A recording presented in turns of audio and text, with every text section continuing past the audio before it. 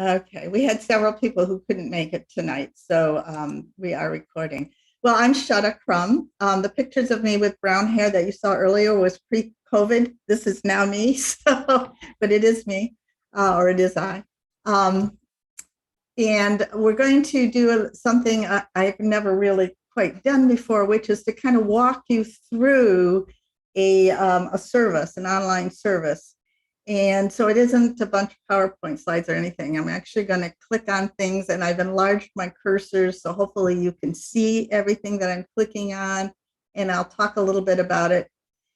Now, this means that there may be points along the way that you want to say, oh, but what about that over there that you didn't click on? If you can hold your questions, I'll try to stop periodically, kind of after a big section, because if we stop and go sideways on a bunch of them, it'll take forever, because Duotrope has so much in it. And I have a couple of caveats first to tell you. First of all, I am in no way associated with this service. I don't get paid by them, nothing. I have been a librarian for more than 26 years, my working life. And I love to share resources when I find a really good resource. And I love Duotrope. It indexes many more publishing opportunities, outlets than Poets and Writers. Poets and Writers indexes, I looked them up the other day, they said about 1,200 small presses. Duotrope indexes more than 7,000, and there are certain criteria in order to be listed with Duotrope, which I'll mention in a minute. And then there's some other kinds of submission programs you can use, like Submission Grinder and that kind of thing. I haven't really used that one much, but it doesn't seem to have a whole lot there. I know I did a couple searches and it didn't come up with a lot of results for me. So anyway, this is basically just because I happen to love Duotrope that I'm doing this. So I'm not affiliated. I can't promise that anything you'll write will get published, of course, because your writing still has to be good, right? But Duotrope is so well indexed that it's just something a librarian and a writer can fall in love with. So I want to share that with you. So what we're going to do is I've actually enlarged my pointer here so you can see when I share my screen, you'll see where I'm going. And I've got a little sheaf of papers here so I can make sure which links I want to click on in which order. But I'll try to stop periodically. And if you want to ask a question about something I missed, I'll let you know if I'm going to get to it later or if I need to answer your question right then and there. I don't know every single little thing about Duotrope yet. I've been using it about 3 years now. But in that, well, I'll show you, but in that 3-year period, I've had a couple of books I picked up. I've had almost 30 poems published in different journals and magazines that I found on Duotrope. So thanks, Mary Jane. Okay, so I'm going to share my screen. And I'm going to go to Duotrope. I should be logged in there. If you kind of minimize your side so that you're just down to that little bar, to one little box up in the corner, you'll be able to see more of the screen. So can everybody see that? Feel free to shout out. Okay, I hope. Okay. Yes, we can see it. Good. Okay. And you can see I've enlarged my cursor here so that you can tell where we're going. Now, this is their main page. It is not where you go to when you have a subscription. It isn't the first page that opens up. But whenever you click on this little symbol up in the left corner, Duotrope, you can get to this page. But you can see here that they've indexed over 7,673 listings they have. And some of those are agent listings, some are magazines, journals, art, outlets for art, just a lot of things, but in contests. But what I like to point out here is this really, they always have one magazine a week they stick up there, a little picture of this one is Diode. But down below that, you can see what their activity has been in the last 7 days, over 5,000 submissions. They've checked 1,900 listings. They've audited 292. And auditing, they go through and make sure that, that the publication is publishing what it says it's publishing, paying people what it says it's paying people, all of those kinds of things. And their most recent update was about 21 minutes ago. So they're very up to date. I looked at a recent listing on Poets and Writers, and I think it was for A3 magazine, and they were last updated in 2018.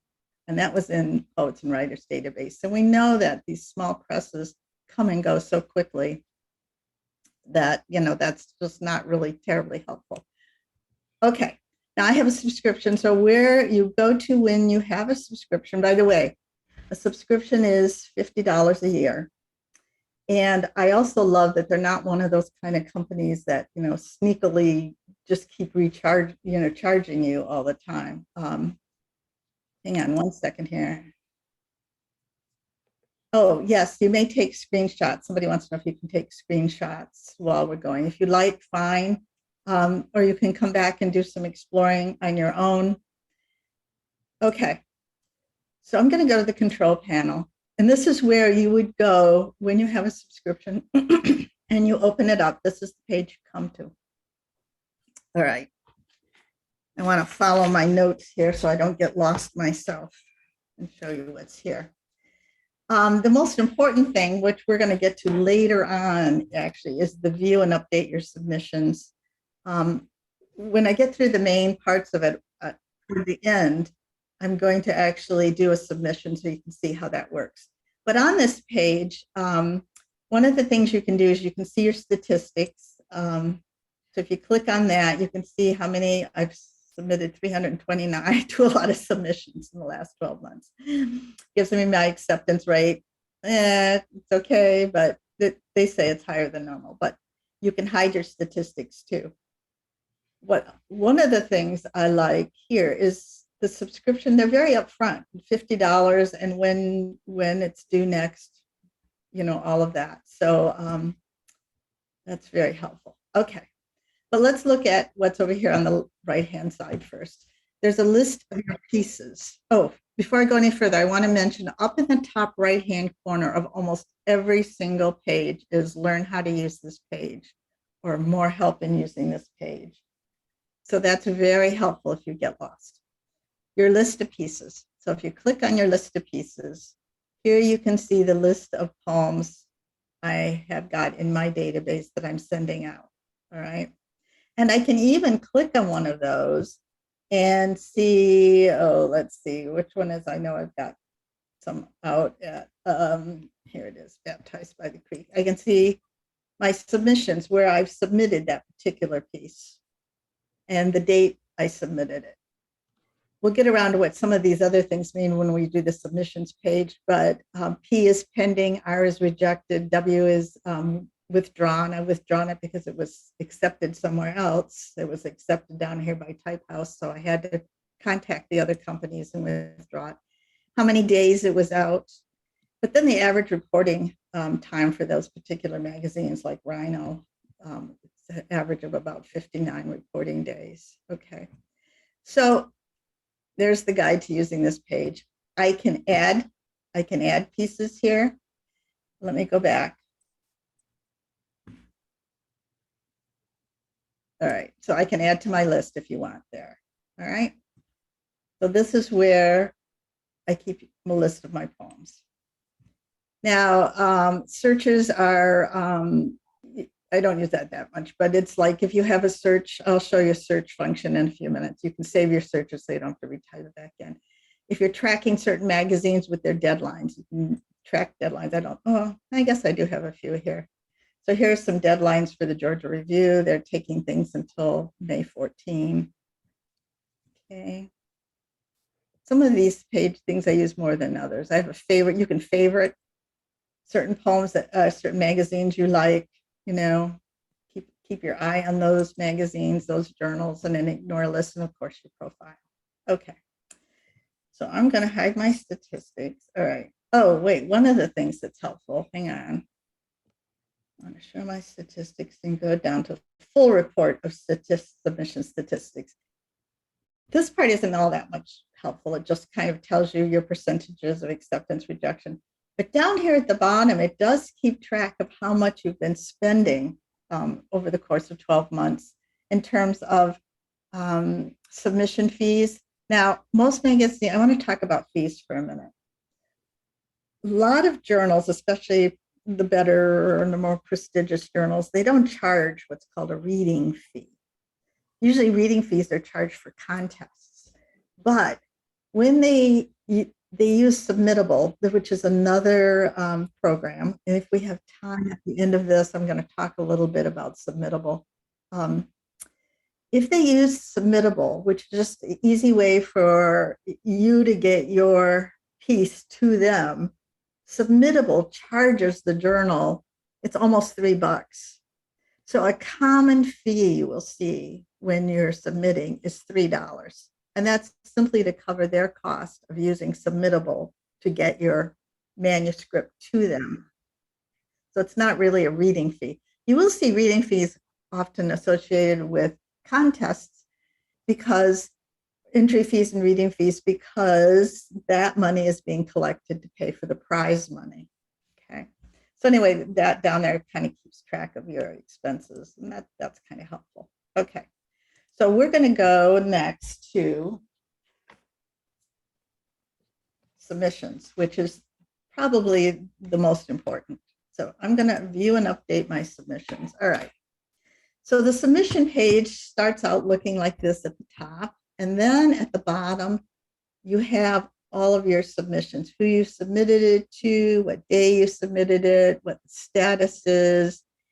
And for example, the average reporting time, how long yours has been out, their average reporting time.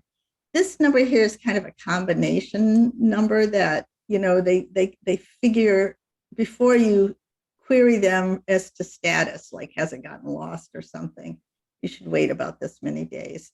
And all of these are defined, these little things at the top, that 3, 4, 5, you'll see those defined down here.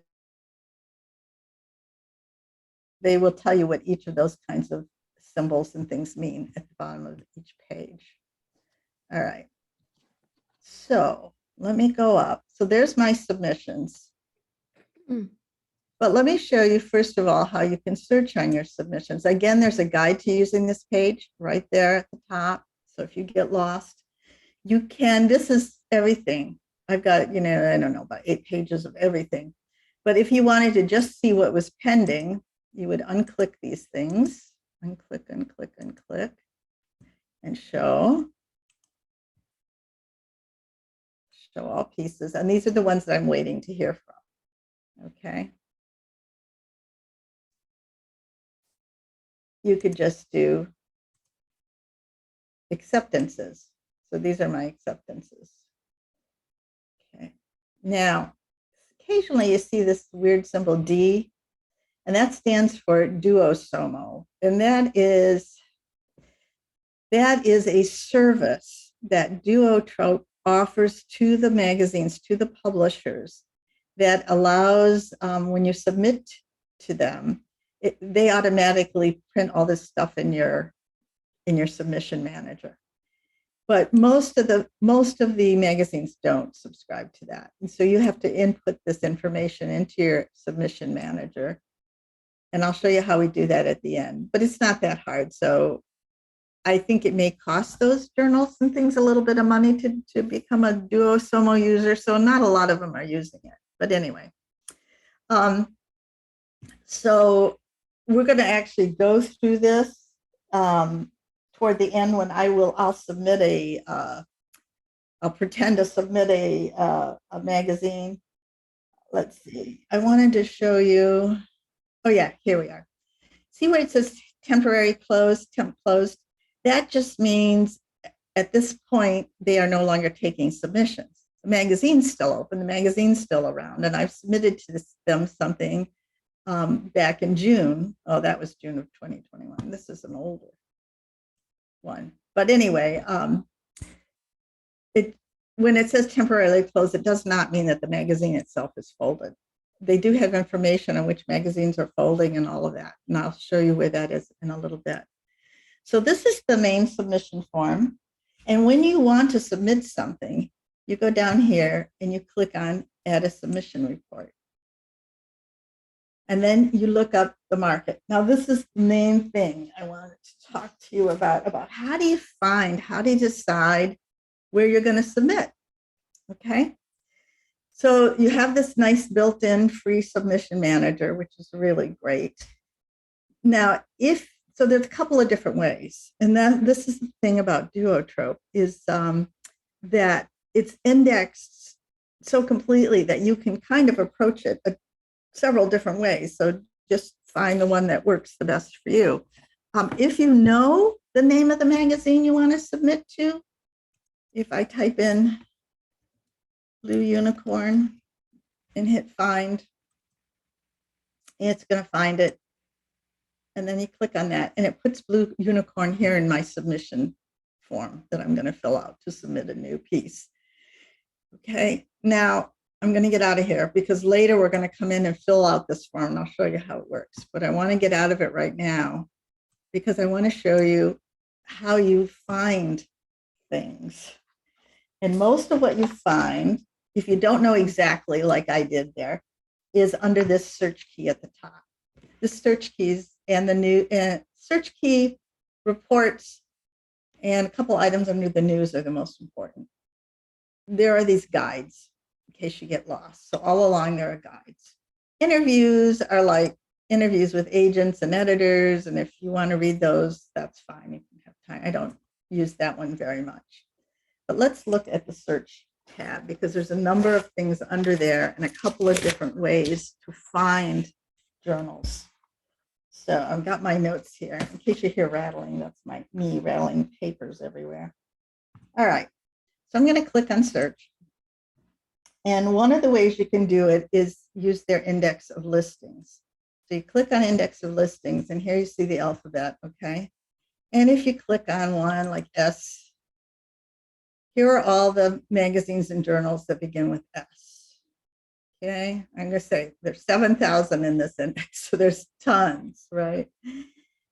But as you're looking at this, you see those little symbols, okay? F is fiction, N is nonfiction, P is poetry. So that's what they're taking. So over here, oh, these are editors. You see agents, you see these names.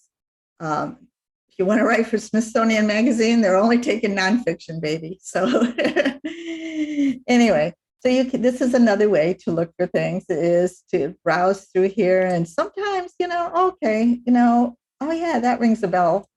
Like Salt Hill Journal is semi-open. I like Salt Hill Journal, okay? And you click on that and it will take you to the page, to the listing for that magazine. So there's Salt Hill Journal, recent cover image, okay? Gives you a little history of the background and a bit more. We're gonna come back to this page, okay? But you see it said partially open because it's temporarily closed to fiction right there. You can see that right there. It is open to nonfiction and it's temporarily closed to poetry at the moment. It's open to visual art. And then there's some wonderful goodies down in here, which we're going to come back to. So I'm going to go fast past that because we're still looking at search. So let's go back to the search. Okay. And another way to find, and also when you're, you can find by title or name, like I knew Blue Unicorn, but you don't have to type the whole thing. So if all I knew was salt, I could click salt and it would give me things that had salt in it, salt grass. So, so you don't have to know the whole name. All right, hang on.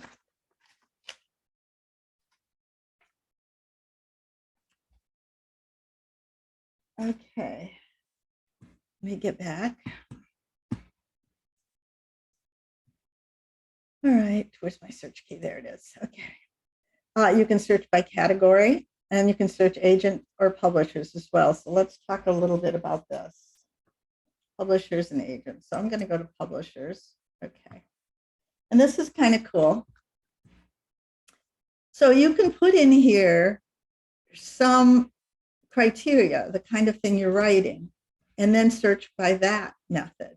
for example, I'm a poet, so I'm writing poetry, but it could be fiction under here, well, I'm writing specific any poetry form. Hang on, let me go up to the top.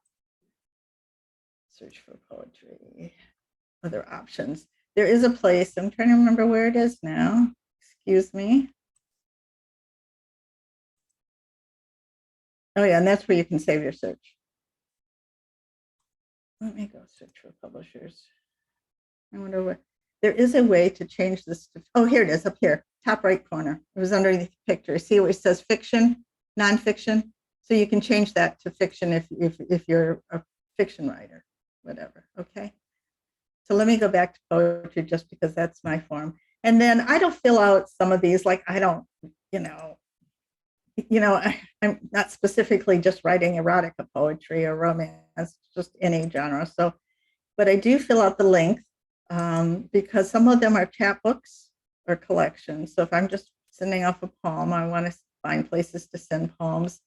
Now, if you want to get paid, you can make a note to send you returns on your search that are only paying, because a lot of magazines can't afford to pay, or they'll pay in copies. They'll pay by sending you 2 copies.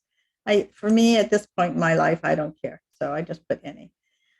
This is that Duotrope. I don't worry about that.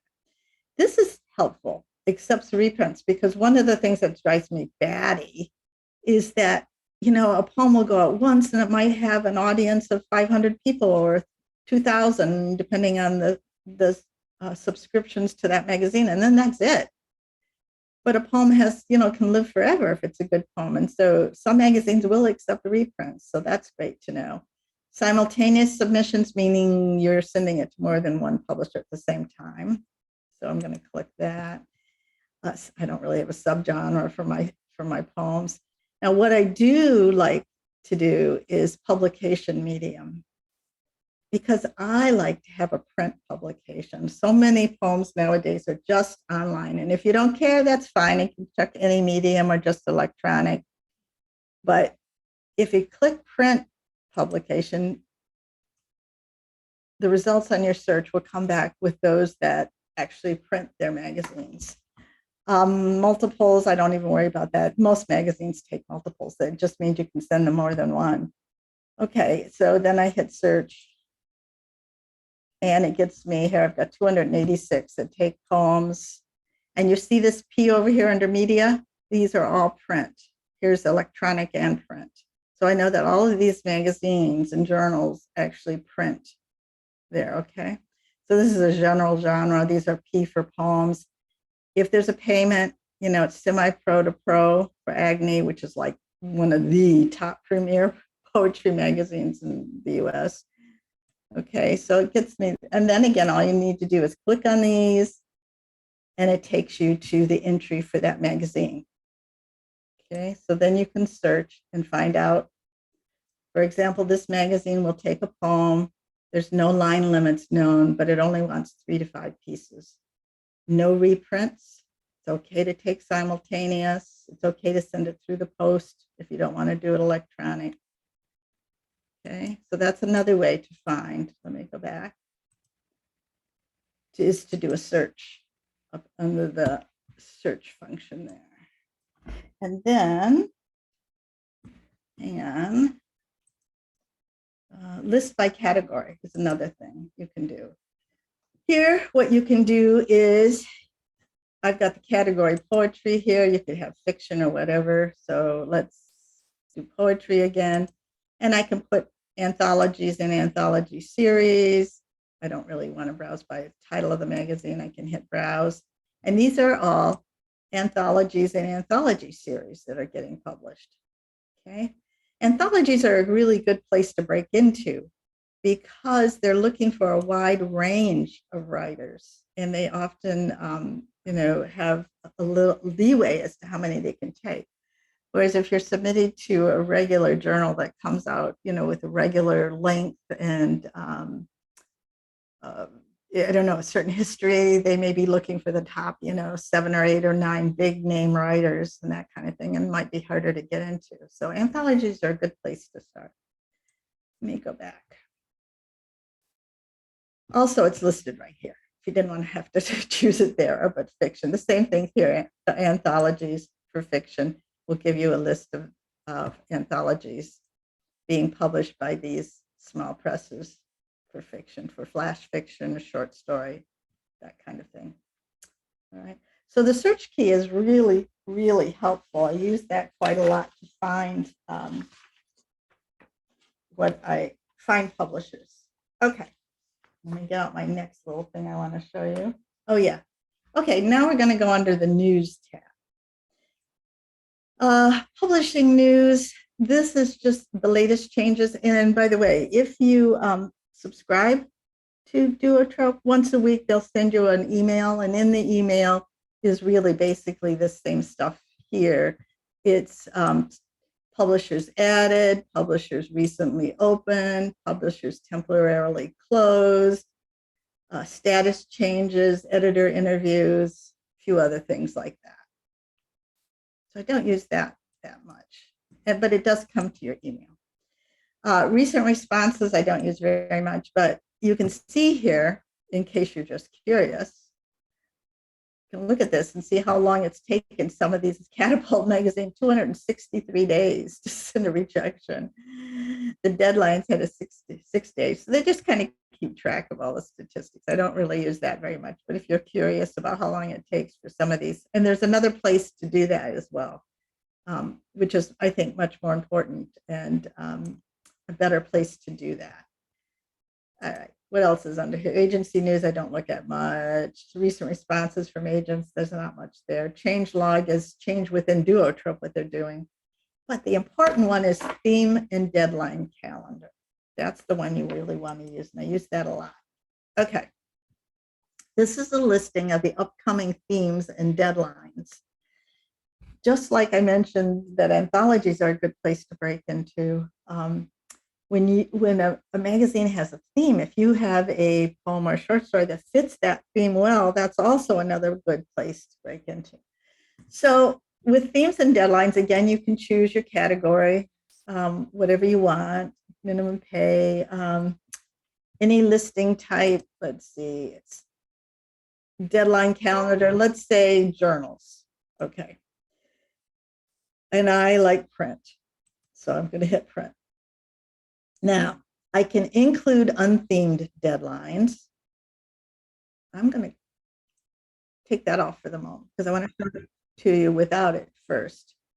Okay, you can include deadlines with associated feeds, mature content. I'm going to exclude that. And there's no reason to really have temporary closed listing because if I'm looking at an upcoming deadline and they're not taking anything, so I'm going to X that out also. Then I'm going to hit filter. I've got 274 deadlines. Oh, wait, I had include. I want to exclude them. Hang on. Okay, I got 49 deadlines now. And these are journals with themed deadlines. So March 31st, deadline of organizing for the other journal. Many Worlds, Planosphere, the deadline of March 31. What this track number means is these are the number of people who are tracking that magazine as a favorite. That's all. And you can do that. You can favorite these magazines as well. So Eastern Iowa Review, if you've got a poem on love, they want it by April 2nd. So this is another good way to break into because if you can really fit their theme. Now, some of these go way out, 2023, March of 2023. But I look at, the top 2/3. You can see what the coming up deadlines are. Now, this is also sent to you on a weekly basis. If you subscribe, it comes in your email. But you can include unthemed and hit filter. And then these are all of the magazines with deadlines, but they don't necessarily have a theme. So Flint Hills Review doesn't necessarily have a theme, but they're only taking submissions till March 31. Okay. So that's another good place to find, to break in and find who's doing what and when they need it by. Okay, so I'm going to get that out of the way. And now I'm going to show you another one of my favorite Interviews, I told you, I don't use very much, but it's editor and agent interviews if you want to read some of those. If you're really interested in an editor of a certain magazine or journal, sometimes they'll have interviews with that editor and you can get a little bit more of a glimpse of what they're looking for in that magazine. Because of course, you know, if you don't fit what they're looking for, they're not going to take your piece, no matter how good it is. So you do want to get, we'll talk a little bit more about choosing a magazine in a minute or a journal in a minute. But let's look, guides, I don't, if you're lost, there are guides here for the writers and artists, guides for teachers, glossary, all of that. But I like reports. We looked at response statistics. That was, oh wait, no, we didn't yet. That isn't the other one.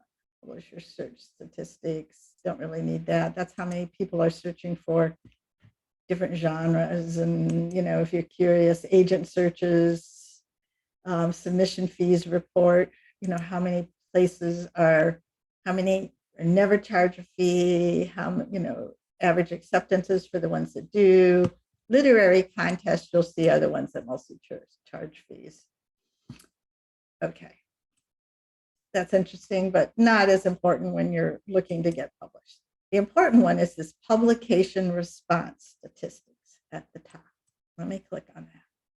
What you get here is they have compiled the top 25 slowest, fastest, challenging, or approachable, the 100 slowest to respond, the 100 fastest to respond in poetry, the 100 most challenging. These will be the things like agony and, also I was going to say the New York Review of book. Yeah. Anyway, so these are ones that are really difficult to get into. So these are the 100 top most challenging. Okay. I like to go here because even if I can get into the bottom in here, this is great because you consider there's like 7,000 entries here. And if I can get into those top, few there, that's great. All right. I don't think I have. I can't remember if any of mine. Anyway, it doesn't matter. Let me go back. And the 100 slowest. Here's a compilation of 25 slowest, 25 fastest. Half a day here for this magazine, half a day there. Front Porch Review, 2.4 days is the average response time. And here's slowest, 209, Seneca Review, 296.9 days to respond. So almost a year to respond in some of these. Mid-American Review, 585. You're going to wait forever to hear back about your poem. What they mean by approachable, this is the most challenging. In other words, they take the least number of acceptances. So there's that agony. That's 14% of 1%. So that's 0.14, right? Most approachable just means the friendliest in terms of having personal responses. They'll send you a nice note or something like that rather than just a form rejection. That's what approachable means. Okay.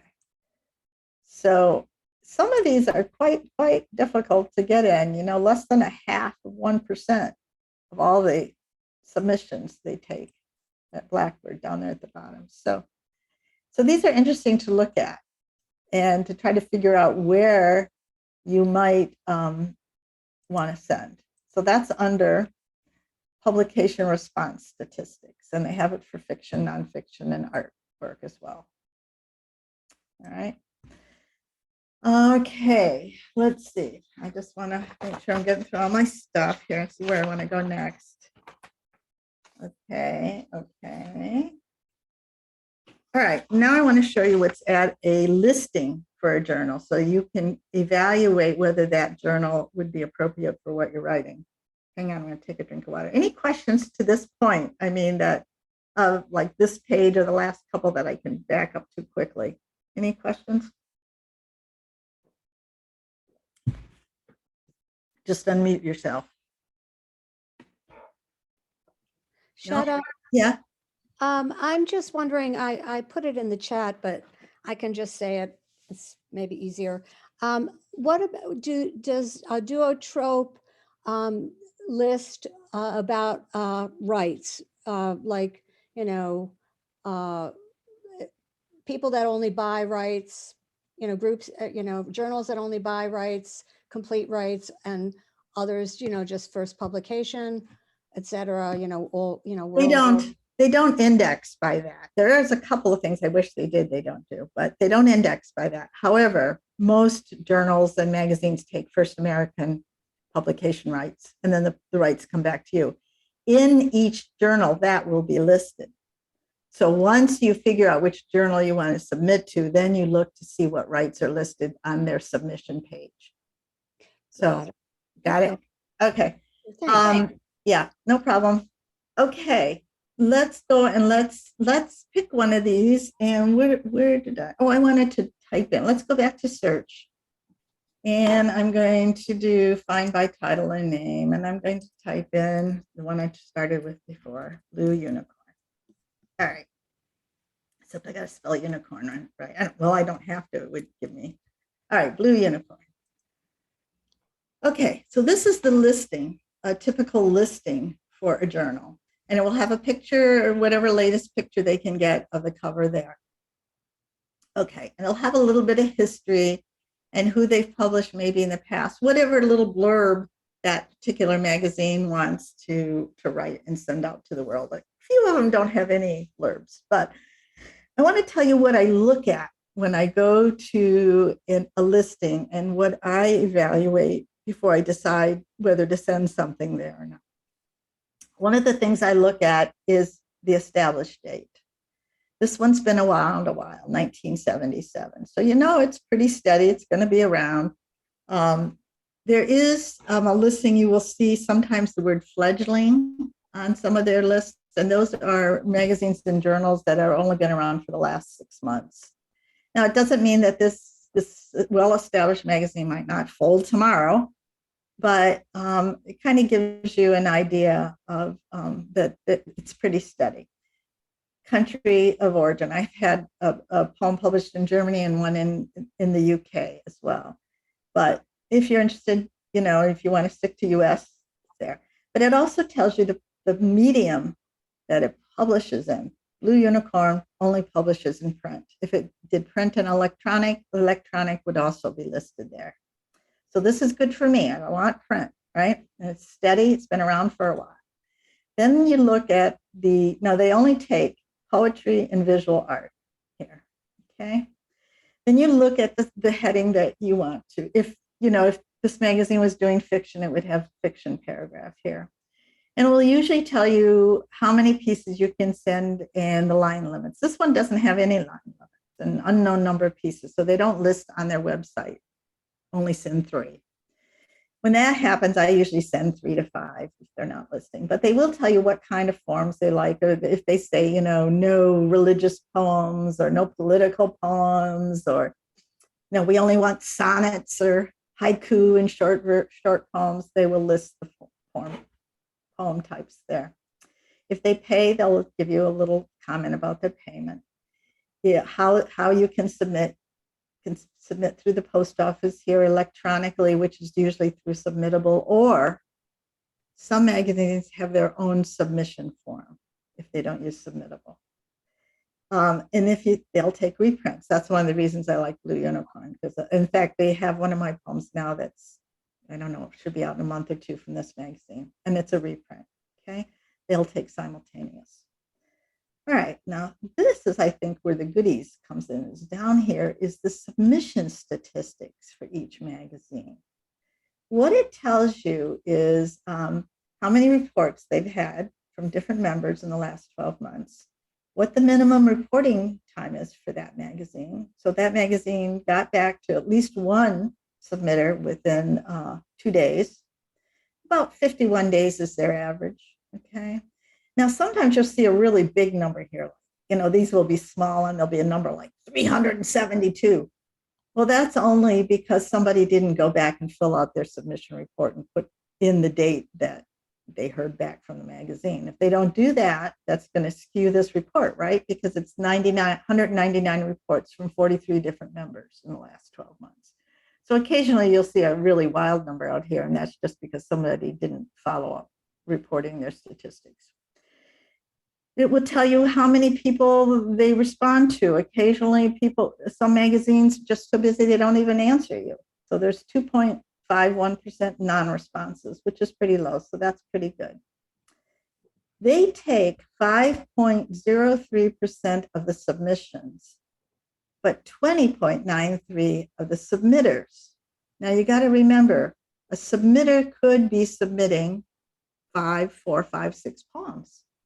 So they might take 20% of the submitters, but only one poem from each or something. So that's why this number over here, the number of submissions, is going to be lower than the number of submitters. All right. And then the percentage of their rejections, they reject about 92.46% of all the submissions. Personal rejections, just a form rejection, somebody didn't specify it. Okay. So I get a kind of a sense of how open they are to people here. This isn't bad because they take 20%, but only 5% of the poems, but that's not bad.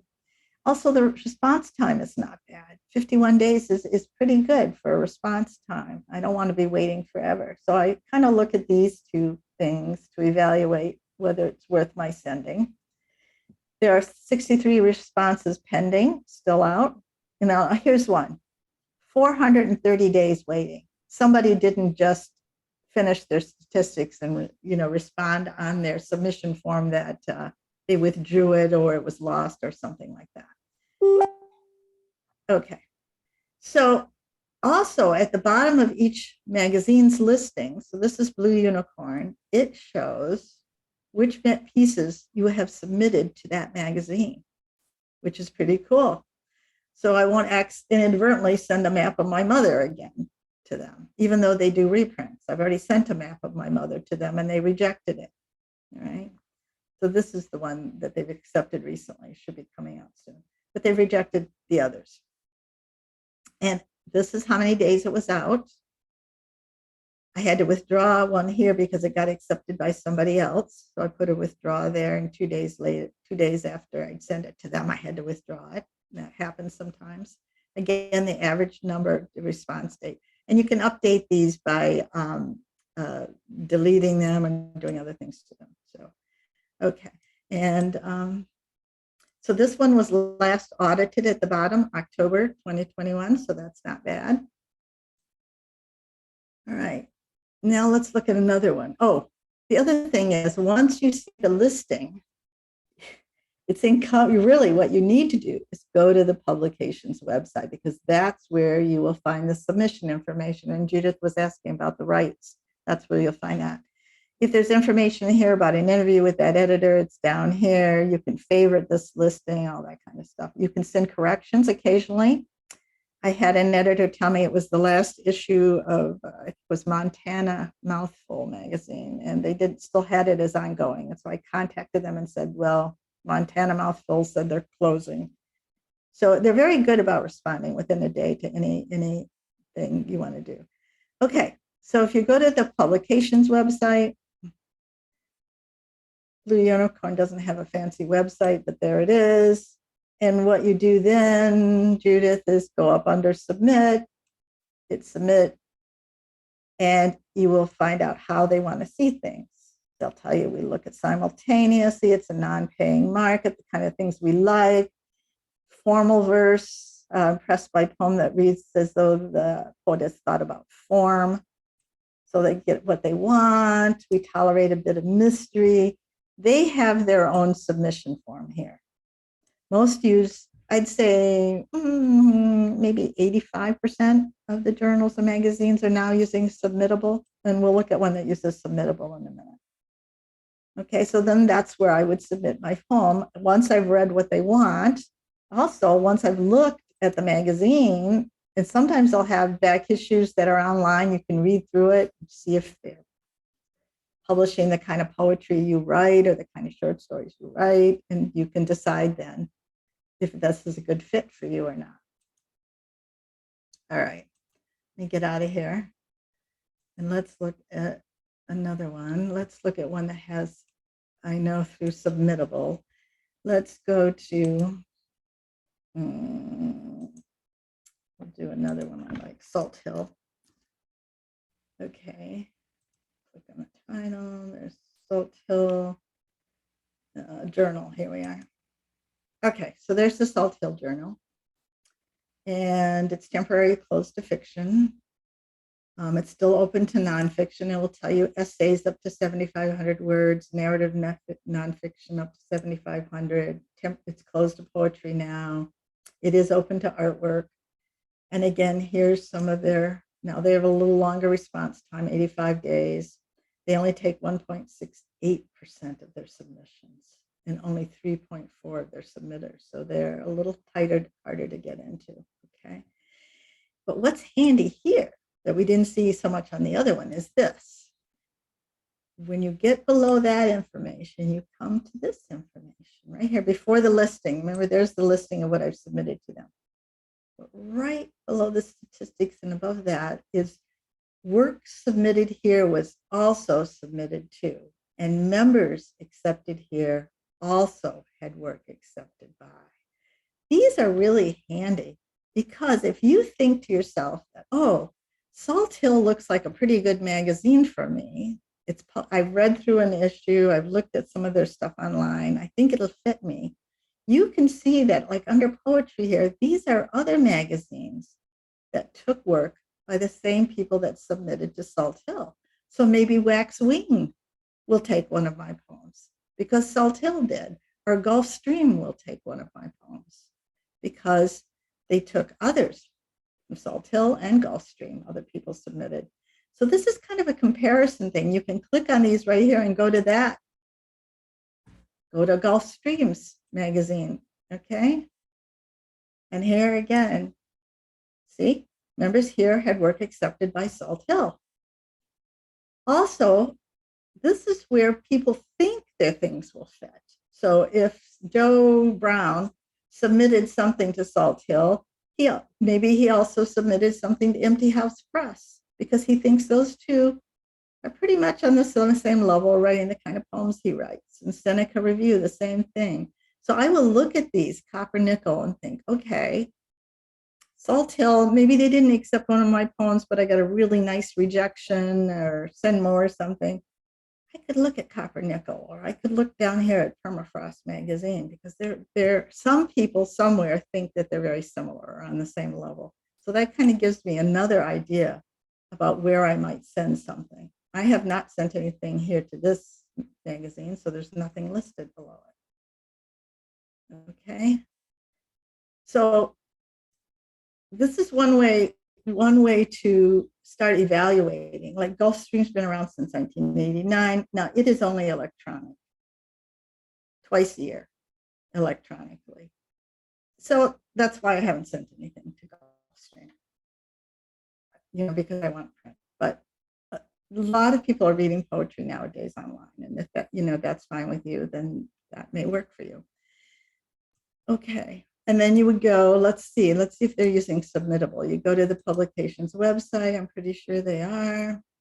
Then you go to submissions. Well, here at their main website, what you'd want to do is, read up about the magazine, where they're from, what their goals are. Maybe look at some past issues. You can browse, see if your poetry is similar, your fiction's similar.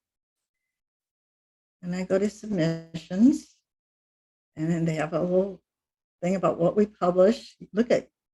You can read their current issue online free.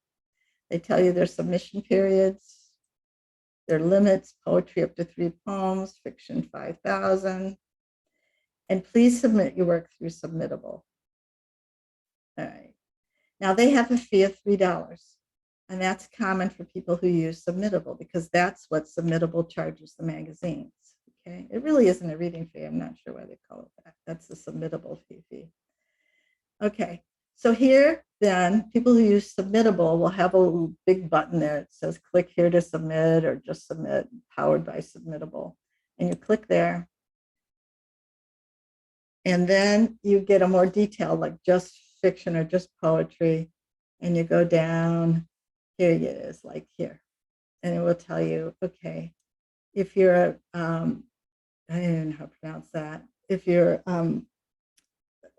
a minority writer, or writer of color, there's no fee for using Submittable. They don't charge. So poetry, it's going to have the $3. And you would hit submit. And now it's just giving me the criteria for poetry. And I would put in the title of my piece, a little short cover letter, and I would attach my file with my poem in it. And they want, a doc file. And you can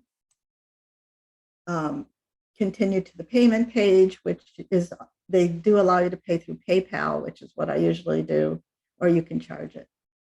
But that $3 fee is really Submittable's fee. It's not the magazine's fee. Okay. If we get a minute, we can look at Submittable, because Submittable is free to use, and it does have some theme deadlines and things like that, but it's not nearly as full as Duotrope. But it is a free service for you to use, not for the publishers to use.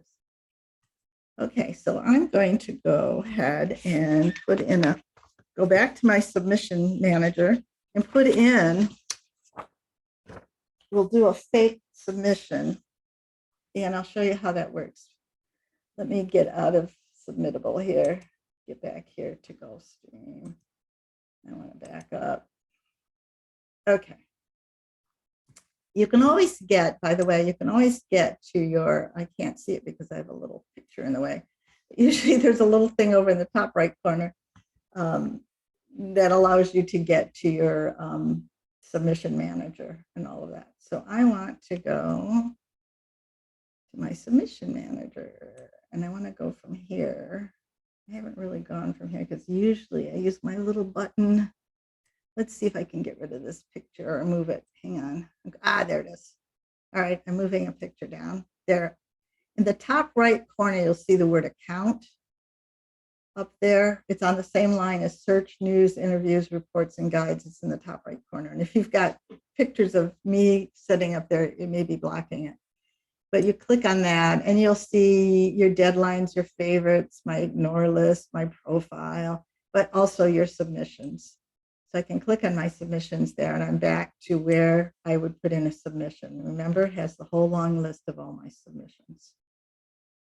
All right, so let's put in a submission, and I'll just make up something and show you how it works. Now you can submit by piece if I know, where I want to submit it. But I start here at add a submission report. Okay, so I'm going to add a submission report, and it wants to know what market. Let me pretend it's going to be Salt Hill. I can always go back and erase this. All right, so Salt Hill Journal right here. All right, so I filled it in here. I'm going to send it to Salt Hill Journal. Now, usually I send multiple pieces. If it was just one piece, I could go, if it's a brand new piece, I can do here, add a piece to my list. Remember that at the very beginning I showed you where there was a list of all my pieces?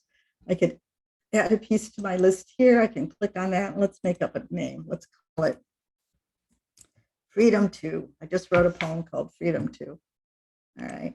I don't usually fill out this other stuff, but you can if you want, type, link, any notes about it. The day I finish the poem, well, most poems and stories, take about 20 years because I keep tweaking it. So I never fill any of that out. But I hit add and continue. And there it is. Freedom 2 is in my submission thing, okay, with Salt Hill Journal. But if I'm going to submit more than one, which I usually do, you click multiple pieces. It gets rid of that. Freedom 2. It's down now, and this is the list of all my pieces, and it should be in here. Freedom, there it is, Freedom 2. So I can click. I'm going to send them Freedom 2. I'm going to send Go My Love. I'm going to send Graveyard. I'm going to send those 3. All right. Then I go down, and the date sent. Click on the little calendar, and I'll send today's date. There it is. Now, sometimes they'll report back right away from Submittable, thank you for your submission. I don't put the date that it got acknowledged.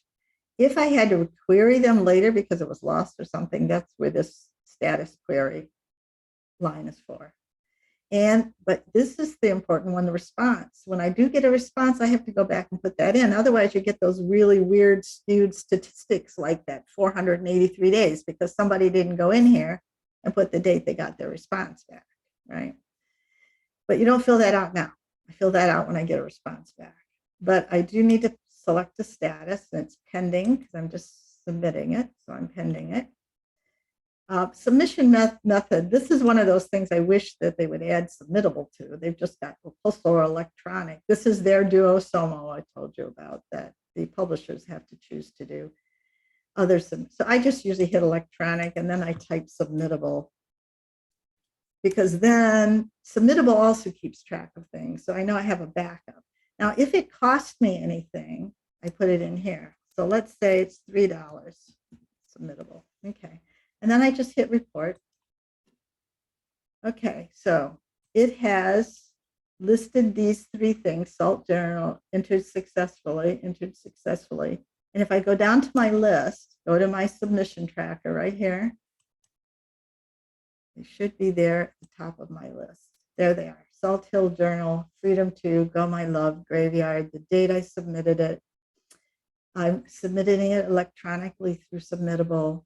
It's a poem. That's what the P stands for. It's 1 day. Average reporting day, 88. I forgot what this one is. Is that, what is it? Yes, TR. Average mean time circulated for this market. Maximum response time estimated by the editors and agents. Okay. Then I can go over and update. And I can delete this stuff too. So I can't remember where I can delete it, but I know I can delete it. There we go. I can just withdrawn by author. And the same thing I can, and then it'll say, do you want to do the other ones? Yes, I want to withdraw. Yes, I want to withdraw. Update. So now those should be marked withdrawn when I go to my, where is my submission manager? Please enter a date. That's because I didn't enter a date. I didn't enter my response date. Okay, and then all of those, and then update. Okay, so now these should all be withdrawn. Go to my submission tracker, and let's see. Yes, they've all been marked withdrawn. Okay. So that's basically how you submit something through Duotrope, and how the kind of things that are on the individual magazine listings. I'm going to stop here for a moment and see if there's any more questions. And if you want, we have a couple minutes. We'll look at Submittable, because it is a free service and people can use Submittable without paying anything. It doesn't have as much stuff at all, but it does have at least one really handy feature. So let me stop my share.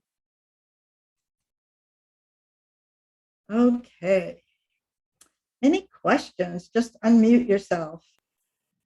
Yeah, you have a question from Pam in the chat box. Okay, let me see what that is. Says, who updates the info? Oh, Duotrope staffers or individual publications.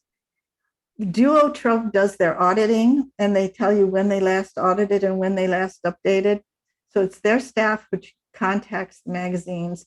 And I think one of the things I like about it, compared to something like Submission Grinder, which is a user kind of database that everybody kind of shares in, Duotrope has very specific criteria to be listed.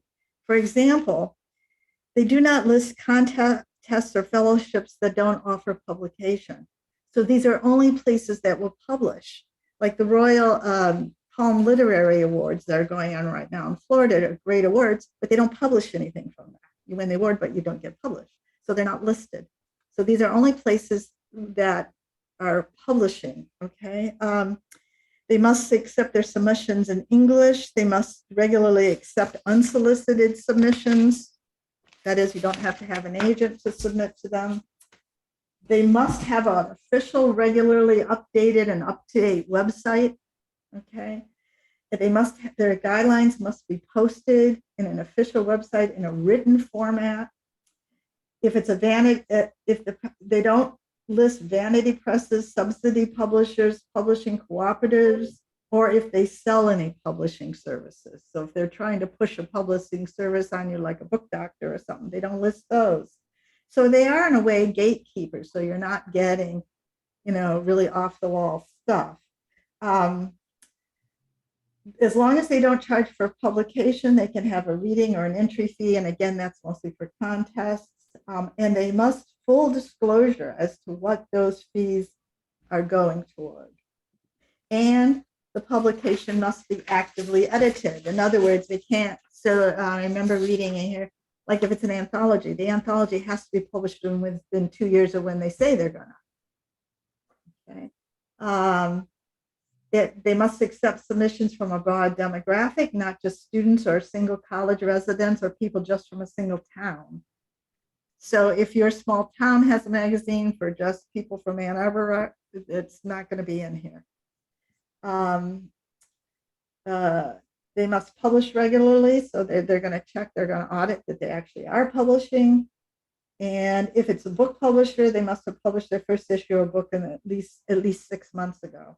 So they really have guidelines and criteria as to who gets listed, and then they watch that. So it's a little bit of a watchdog for you. Okay. Any other questions? Mary Jane has her hand up.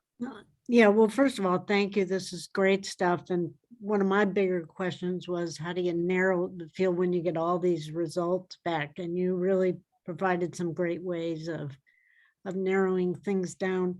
At one point early on, you mentioned, the submittable charges $3, and you said contests often will charge something. Do you have what's a reasonable fee? Or because sometimes these fees are all over the board. They are for contests. It often depends on how big the prize is.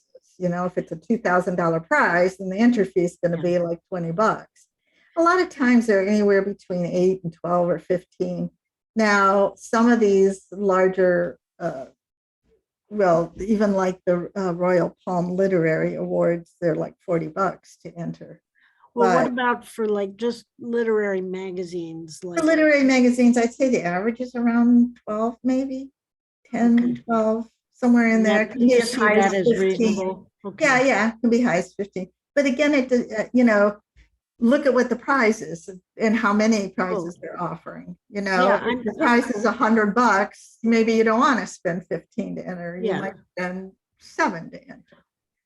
I meant aside from contests, just for trying to get into literary magazines. Oh yeah, no, those. A lot of the big name ones don't charge anything. Okay, so. But some of the smaller ones, or the ones that are just getting by, will charge that $3 because that's what they're getting charged. So they break even.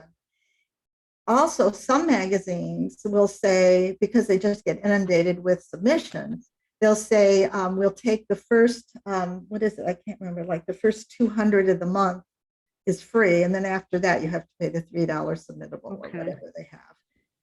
So anywhere between 3 and 5 is what I usually pay if they're charging on a submittable, but a great many of them don't charge anything. Okay, that's good to know. Thank you. Yeah, you're welcome. Somebody else. Judith. Judith, you're. Yes, I'm sorry. It's so nice to see you, Shutta. It's Yeah, it is nice. Hi, Judith. Quite a while. I'm wondering about chapbooks. If you could address that, how this works with chapbooks or interfaces with that kind of submission. Yeah, I sold 2 chapbooks, finding my publisher on Duotrope. It's Kelsay Books, K-E-L-S-A-Y Books. But they do list small press publishers. So it's the same thing. I go and instead of looking just for a poem when I do my search, you can put in their chapbook.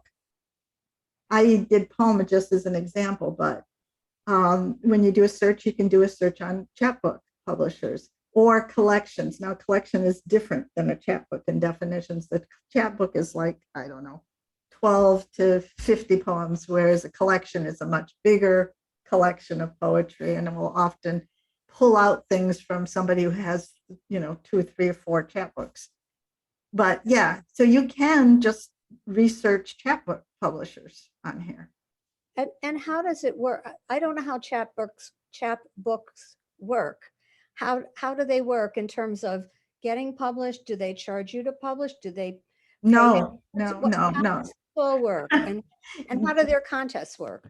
Okay, well, again, chapbooks, in fact, I should refer you to, I just wrote an article last month for Florida Writers Association, FWA blog. Judith, you can go on the FWA blog. Last month, I blogged for them the first Friday of every month. I wrote an article about putting together a chapbook. So it's all about how to put one together. But a lot of contests, in a contest, the prize is often the publication of a chapbook. So that's one of the things. You can look up contests and chapbooks, and you can go through that route.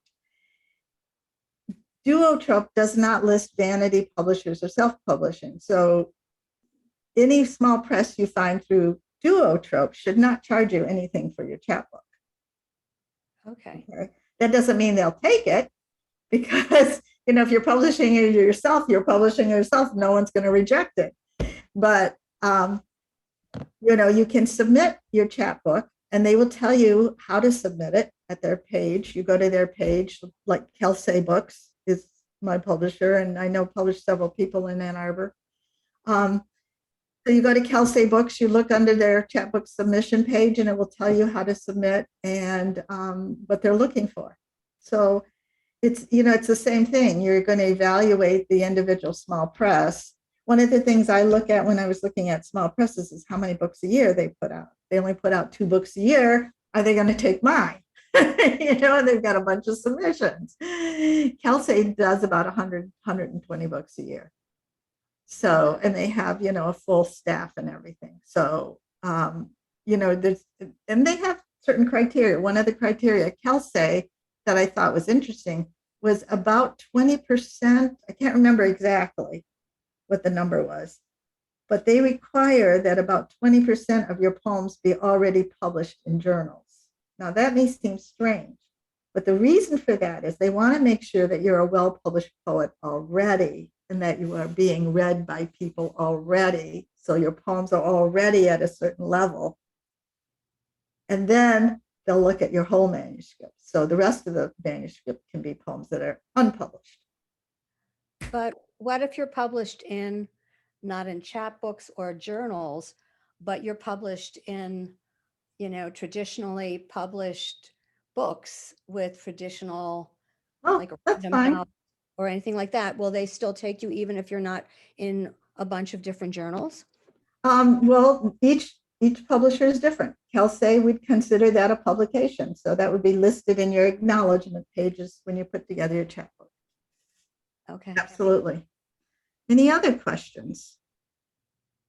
Let's see, I'm looking here. Elizabeth McBride has got something in the chat. Why don't you submit something? Once you submit, you need to update your records or submit as you do. Is that submittable? Yes, once you submit, let's look at submittable for a minute, because Elizabeth's question has to do with that fact that submittable will update your submissions, and Duotrope, you need to enter your submissions, unless it's a duosomo, which very few of those are. But yeah, you have to put those in the form, but they monitor your list once it's in the form, and I find that very helpful, more helpful than the submittable. But let's look at submittable for a minute. So you can see it's a free service that has some, what I think is helpful is it has some themes coming up, but also the fact that you can message the companies you've submitted to through them. So that's handy. Let me hang on one second. Laura Dill has asked, do publishers count pieces published to digital, such as Zoom presentation that is recorded the same as they do a written press? She wants to know that if publishers such as doing a Zoom presentation where you're reading your poem and it's recorded, you know, do they count that as published? Some publishers do, but most do not, I will say frankly. But I have run across a couple of individual publishing journals, and you have to read the individual magazine's criteria, where they will say no pre-published, you know, we take no reprints, no pre-published pieces, including, well, most often they say online or including through video or recording. I've only run across that rarely. But I am careful when I read at an open mic about whether I'm going to read a brand new poem that I might want to send somewhere else. Or often I'll read poems that, if it's going to be recorded, I'll read poems that I've already published somewhere. If it's not going to be recorded, it doesn't matter, right? Nobody knows. It doesn't matter. Okay, let me go to, I'm going to share my screen and go to Submittable for just a minute. We're at 8:15. Where is my Submittable screen? I thought I had it up. Shutta, can I ask one quick question while you're looking for that? Okay, Yeah. so I really like writing poetry, but I absolutely hate submitting. And I wanted to ask you about how much time do you spend on the submitting piece of it? Or like what proportion of your time? And do you have any advice for people like me?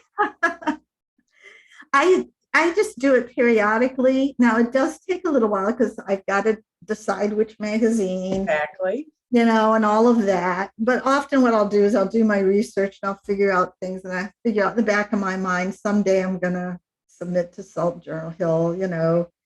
I don't have to redo that research all over again. But actually putting it in, and you know, they'll take 3 to 5 poems. So I've got to choose the right 3 to 5 poems that I want to send. Takes time. Exactly, it takes time. And some of them say they don't want any, they read blind. So no name on your poems, no name on your files that you send. So it does take some time. It might take a half an hour to send in 3 or 4 poems to one journal. So maybe I'll do it a couple times a week. Still, you know, that's, you know, 10 submissions. If I do 5 poems to 2 different journals, then take an hour a week. That's not too bad. It might take me a little bit longer in between to do a little research, or I'll look at the magazines if they're at the library or something like that. You know, or I just know them by reputation. Like, God, I'd love to be in Agni, but you know, they take like, you know, 1/10 of 1% of all their submissions. Right. So, you know, you just kind of collect that background, and you get an idea about which magazines you think you might fit into, you know, or like if you're just breaking in, anthologies are really good, or themes. I did several earlier, my poems, I fit into a theme. They were already written poems, so I didn't have to write poems. Right. They just hadn't been published yet, you know, and they would slot into a love theme or a children theme or whatever, you know, and I could just send it off. Mm-hmm. So it does take a little bit of time. You're absolutely right. All right, I'm going to try to find my Duotrope. Hang on one second. I'm not Duotrope, my Submittable. Okay, there it is. All right, now let me go back and see if I can share my screen and find it. I'm going to close this Duotrope. Okay, and go to, all right. Okay. Now let me get back to you guys. All right, I'm going to share my screen. There it is. All right. Submittable's free. You just have to sign up for an account. And then what they do is they keep track. So I've gone to some of these magazines and I've submitted to Blue Earth, you know, Review and Burning Wood, and they use Submittable. And because that particular journal uses Submittable, my submissions automatically get listed on Submittable. And you'll see here in progress or declined, they rejected it. They just told me they've received it. It's in progress. Okay. So in a way, this is kind of a backup to Duotrope. It is keeping most of my submissions, not all, because a few magazines use their own submission form. Remember, like Blue Unicorn had its own submission form, so that's not on here. So it's okay. It doesn't tell me a whole lot of information. If I click on one, here, this is the response, this is my sending out. What's helpful is I can go back in and look. Let's see, can I click on that? Or maybe it's under messages. No, forms. Okay, so I filled out their form. I did my bio. I can look to see if in case I forgot the name of the poems I sent them, I can look to see which poems I sent them. And what's often helpful here in Submittable is that you can message that journal there. So if you've forgot what you sent or you haven't heard from them, you can message them there. And I will sometimes get messages in my email from a journal because they want a slight revision. In fact, I think it was Blue Unicorn wanted a slight revision for something. I can't remember what it was. I don't know whether it was my punctuation or what. But anyway, they had a question about something in my poem that they took. And they emailed me, and that email came through Submittable. So that's handy. Those things are handy. When you do have an account with them, you can then keep track of your submissions. But what's also handy for people who maybe can't afford the $50 for Duotrope is under Discover at the top. If you click on that, it will have like themes and deadlines. So these are the March 29 themes. Today's, Humans of the World, the $300 summer short story and fiction challenge. It's $14 to enter. And again, that's because I think it's more of a contest. There's $4.25 to enter, $12.99. Some of these are, some of these are foundation things. I mean, they have all kinds of things in here. Some are like, here's poetry submissions for passenger journals, and it's $3. That's the normal thing. So anyway, and then Wednesday, March 30th. So you can go through and see what some of the deadlines are without having to look at that deadline calendar on Duotrope. If you can't afford Duotrope, there's 19 pages here. I don't know what, let's see what the last is for the dates.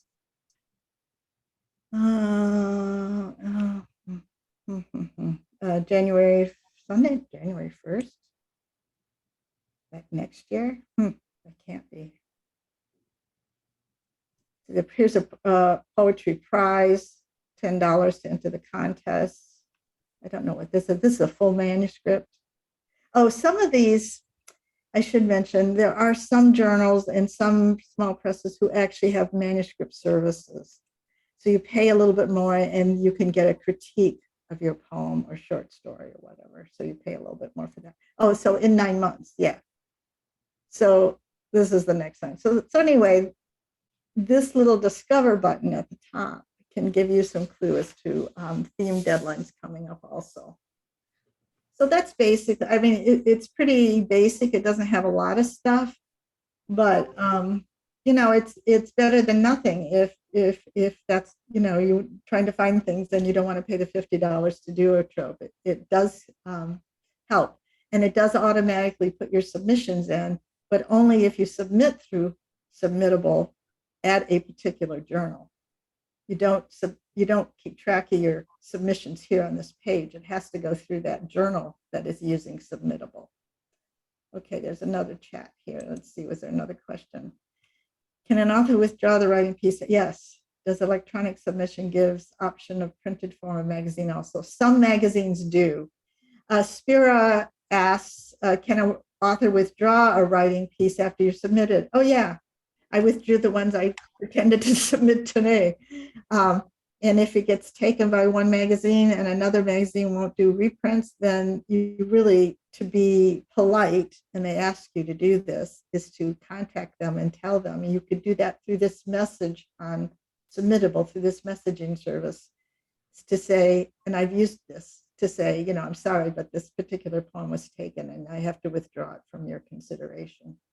And some magazines do electronic and printed both the same, one, they'll do both. So let me stop my share here so I can see your pretty faces again. Any other questions? Judith? Yes, so between Duotrope and submittable, what gets communicated automatically between them?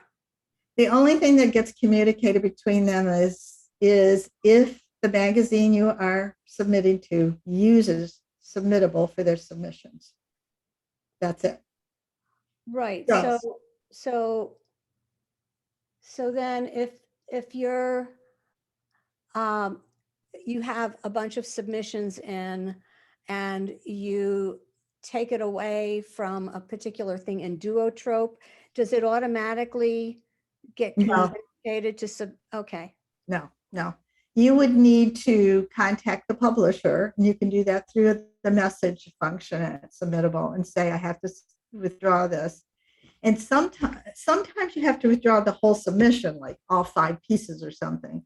And then that case, I can't remember how it's done, whether the publisher then contacts Submittable so it becomes withdrawn. I can't remember that. Good question. But on Duotrope, you have to just, mark it withdrawn yourself. And that does not automatically go over to Submittable. The two are 2 separate entities. It's just that the magazines in between happen to use this other entity to keep track of their submissions. So I'm not quite sure if you withdraw it from one, if that magazine would have to notify Submittable before it gets withdrawn there. I don't think there's a way for you to change it yourself in Submittable. And one other question, and that is, if you have poems published, like I have a bunch of stuff published in children's book anthologies that might also make sense for some of these journals. Once it's published in print, can you submit to the journal? Can you resubmit that poem to the journal? If they take reprints. Remember, there were some little check boxes when I was doing searching. So that would be a reprint from a book. That would be a reprint. Yes. Yep. Not that big a percentage of magazines and journals will take reprints, which I think is really sad because I'm out there for this poem is a great poem and it was out in June of 2007 and it hasn't been seen since, and it needs to be out there again. But I'd say it's not a big percentage. When you do a search, you might come up with 50 magazines or journals that will take reprints. For some reason, they all want new stuff. I think that's too bad, but okay. So someone that says, thanks, Shutta. Okay.